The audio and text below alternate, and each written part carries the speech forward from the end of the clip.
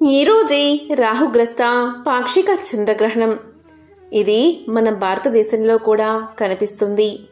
సంవత్సరంలో చివరి మరియు రెండవ చంద్రగ్రహణం ఇది. అక్టోబర్ 28 మరియు 29 అర్ధరాత్రి సంభవించబోతుంది. దీనితో పాటు శరత్ పూర్ణిమ కూడా ఈ రోజునే. జ్యోతిష శాస్త్రంలో చంద్రగ్రహణం చాలా ముఖ్యమైనదిగా పరిగణించబడుతుంది. ఈ రోజున పాక్షిక చంద్రగ్రహణం కూడా ఉంది. ఇది అక్టోబర్ 29న తెల్లవారుజామున 1:05 ప్రారంభమై 2:24 ముగుస్తుంది. దీని ప్రకారం సూతకాలం 9 గంటల ముందు ప్రారంభమవుతుంది. అంటే అక్టోబర్ 28 మధ్యాహ్నం 2:52 ప్రారంభమవుతుంది. శాస్త్రాల ప్రకారం చంద్రగ్రహణ సమయంలో శుభకార్యాలు చేయడం నిషిద్ధమని నమ్ముతారు.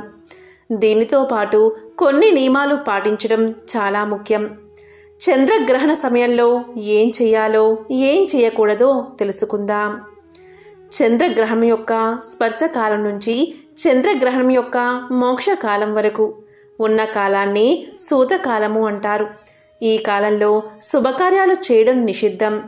చంద్రగ్రహణ సమయంలో ఆహారం తినడం మరియు వండడం నిషిద్ధం.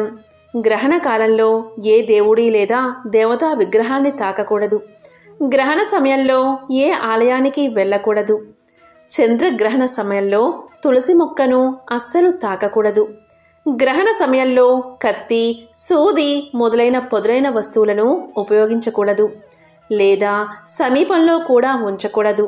ఇది మరింత ప్రతికూల శక్తిని సృష్టిస్తుంది. చంద్రగ్రహణ సమయంలో గర్భిణీ స్త్రీలను ఇంటి నుంచి బయటకు రానివ్వకూడదు. చంద్రగ్రహణ సమయంలో ఈ పని చేయండి. సూతకం ప్రారంభం నుంచి చంద్రగ్రహణం ముగిసే వరకు చంద్రుడు పూర్తి దశలో ఉంటాడని నమ్ముతారు. కావున ఈ కాలంలో దేవతలను పూజించడం, ధ్యానం చేయడం వంటివి శుభప్రదంగా భావిస్తారు. చంద్రుడి మంత్రాలతో పాటు రాహుకేతు మంత్రాలను పఠించడం కూడా ప్రయోజనకరం. మీరు ఆర్థిక సమస్యలను ఎదుర్కొంటున్నట్లయితే లేదా శత్రువు మీపై ఆధిపత్యం చెలాయిస్తున్నట్లయితే చంద్రగ్రహణ సమయంలో హనుమాన్ చాలీసాను తప్పనిసరిగా పఠించండి. చంద్రగ్రహణ సమయంలో దుర్గా చాలీసా, విష్ణు సహస్రనామం, శ్రీమద్ భగవద్గీత, గజేంద్ర మోక్ష స్తోత్రం, శ్రీరామ రక్షా స్తోత్రం మొదలైన వాటిని పఠించడం శుభప్రదం. చంద్రగ్రహణం ముగిసిన తర్వాత తప్పనిసరిగా స్నానం చేయాలి. దీని తర్వాత నల్ల బట్టలు, నల్ల నువ్వులు, పిండి, పప్పు, బియ్యం, పంచదార, తెల్లని బట్టలు మీ స్తోమత బట్టి ఎవరికైనా దానం చేయండి. గ్రహణం యొక్క సూతకాలానికి ముందు వండిన ఆహారం, పాలు, పెరుగు మొదలైన వాటిలో తులసి దళాన్ని జోడించండి. ఇష్ట దైవాన్ని తప్పనిసరిగా స్మరించండి. గ్రహణకాలం గర్భిణులు శనివారం సాయంకాలం 4 గంటల నుంచి ఎలాంటి భోజనాది కార్యక్రమాలు చేయకుండా విశ్రాంతి తీసుకుంటే చాలా మంచిది. గ్రహణానంతరం అంటే తెల్లవారు మరుసటి రోజున ప్రాతకాల సమయంలో లేచి నిత్యాది కార్యక్రమాలు చేసుకోవాలి. గ్రహణకాలమందు దాన ధర్మాలు ఎవరైతే చేస్తారో వారు అనేక ఫలితాలు పొందుతారని, ఆయురారోగ్యాలతో సుభిక్షంగా జీవిస్తారని పెద్దల మాట.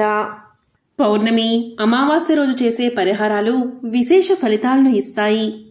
ఈరోజు కలబంద మొక్కతో ఈ చిన్న పరిహారం చేయండి. మీ ఇంట్లో లక్ష్మీ కటాక్షం కలుగుతుంది. కలబంద సాక్షాత్తు త్రిమూర్తునిలా స్వరూపం. అంటే పార్వతి, లక్ష్మి, సరస్వతుల స్వరూపం. ఈ ముగ్గురు దేవతలు కూడా కలబందలో కొలువై ఉంటారు. ఔషధీ మొక్కగా కలబంద ప్రసిద్ధి చెందింది. ఎక్కువగా చర్మ సంబంధిత ఉత్పత్తుల్లో దీన్ని విరివిరిగా వాడతారు. కలబంద మొక్కను ఇంట్లో పెంచుకోవడం వల్ల ప్రతికూల శక్తులన్నీ తొలగిపోతాయి. సానుకూల శక్తులు మీ ఇంట్లోకి ప్రవేశిస్తాయి. కలబంద మొక్కతో ఈ కోజాగిరి పౌర్ణమి రోజు చంద్రగ్రహణం సందర్భంగా కొన్ని రకాల పరిహారాలు చేయడం వల్ల ఇంట్లో ఉండే దరిద్రాన్ని పోగొట్టుకోవచ్చు. లక్ష్మీ కటాక్షాన్ని సులువుగా పొందవచ్చు. ఈరోజు కలబంద మొక్కతో ఈ చిన్న పరిహారాన్ని చేస్తే ఇంట్లో ధనానికి, ధాన్యానికి లోటు ఉండదు. అనారోగ్య సమస్యలు తొలగి సంపూర్ణ ఆరోగ్యం కలుగుతుంది. దిష్టి దోషాలు తొలగిపోతాయి. నరదృష్టి, నరపీడ, నరఘోష ఇలా నెగిటివ్ ఎనర్జీ మొత్తం తొలగిపోయి ధనం మిమ్మల్ని వెతుక్కుంటూ వస్తుంది. ఈరోజు ఏం చెయ్యాలి అంటే ఒక చిన్న కలబంద మొక్కను తీసుకోండి. పెద్ద కలబంద మొక్కకు కింద పిలకలు వస్తాయి. ఆ పిలకలైనా సరే వేళ్లతో సహా పెకలించి తీసుకోండి. ఈ విధంగా కలబంద మొక్కను తీసుకుని దాన్ని నీటితో శుభ్రంగా కడగండి. ఇలా కడిగిన తర్వాత మీ చేతితో పట్టుకుని ఆ కలబంద మొక్కను ఇంటంతా తిప్పండి.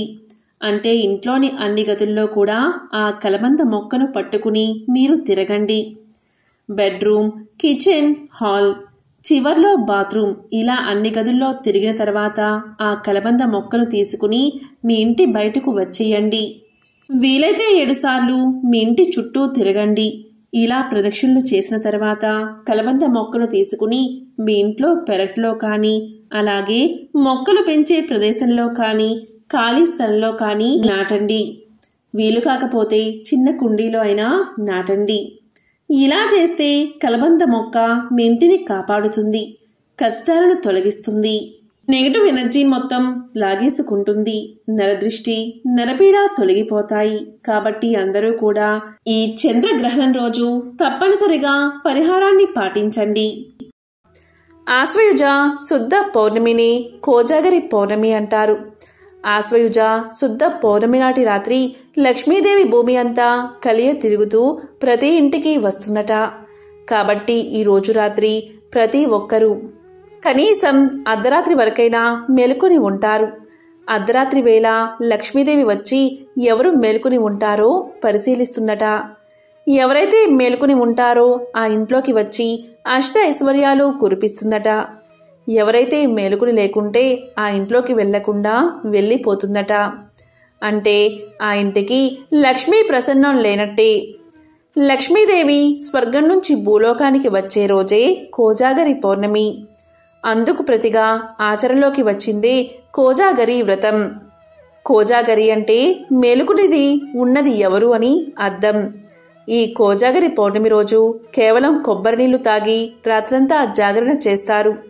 అలాంటి వారు లక్ష్మీ కటాక్షాన్ని సులభంగా పొందుతారని పురాణ వచనం.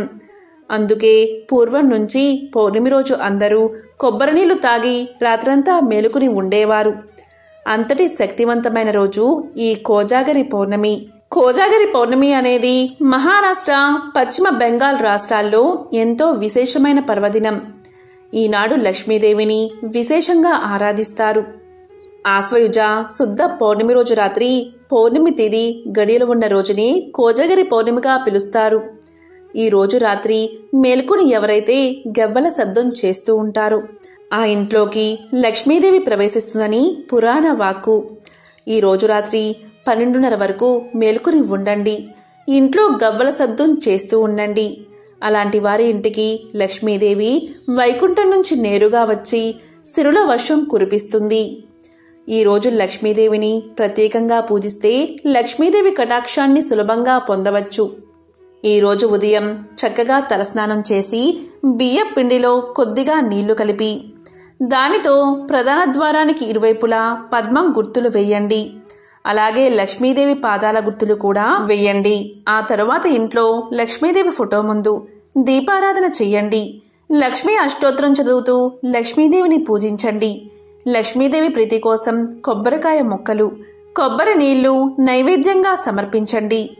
లక్ష్మీ అష్టోత్తరం చదవలేని వారు ఓం శ్రీం శ్రీయై నమః, ఓం శ్రీం శ్రీయై నమః, ఓం శ్రీం శ్రీయై నమః అనే మంత్రాన్ని 108 సార్లు జపించండి.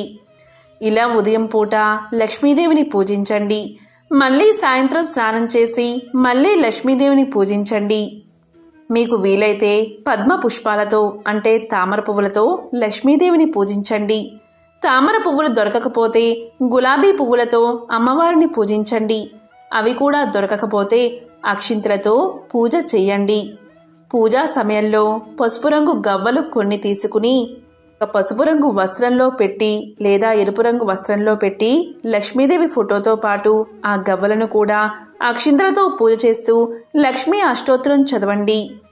లక్ష్మీ అష్టోత్తరం చదవలేని వారు ఓం శ్రీం శ్రీయై నమః అని 108 సార్లు చదువుకోండి. ఇలా లక్ష్మీ అష్టోత్తరం చదివాక పాలతో చేసిన పాయసాన్ని లక్ష్మీదేవికి నైవేద్యంగా సమర్పించండి. అలా సమర్పించాక ఆ పాలతో చేసిన పాయసాన్ని ఆరు బయటకు తీసుకువచ్చి వెన్నెల్లో 10 నిమిషాలు ఉంచండి. అలా ఉంచి 10 నిమిషాలు పూర్తయ్యాక ఆ పాయసాన్ని మళ్ళీ లక్ష్మీదేవి ముందు ఉంచి నమస్కారం చేసి కుటుంబంలోని సభ్యులంతా ప్రసాదంగా స్వీకరించండి. ఇక్కడ గుర్తించుకోవాల్సిన విషయం ఏంటి అంటే ఈ కోజాగరి పౌర్ణమి రోజు రాత్రి అంటే 28వ తేదీ రాత్రి 29వ తేదీ రాత్రి రాహుగ్రస్త చంద్రగ్రహణం ఏర్పడుతుంది. కాబట్టి ఈరోజు సాయంత్రం పూజ చేసుకోకూడదు. ఉదయమే పూజ చేసుకుంటే సరిపోతుంది. 29వ తేదీ మొత్తం ఇంటిని శుద్ధి చేసుకున్నాక పూజా గదిలో ఉన్న ప్రతిదాన్ని కూడా శుద్ధి చేసుకుంటాం. కాబట్టి ఈ పసుపు రంగు గవ్వలను మూటకట్టి మీరు ధనం నిల్వ ఉంచుకుని ప్రదేశంలో పెట్టుకోండి. దీన్ని లక్ష్మీ పూజ అంటారు, పూర్ణిమ లక్ష్మీ పూజ. ఎవరైతే కోజాగరి పౌర్ణమి రోజు ఈ విధంగా చేస్తారో వా ఇంటికి లక్ష్మీదేవి సిరుల వర్షాన్ని కురిపిస్తుంది.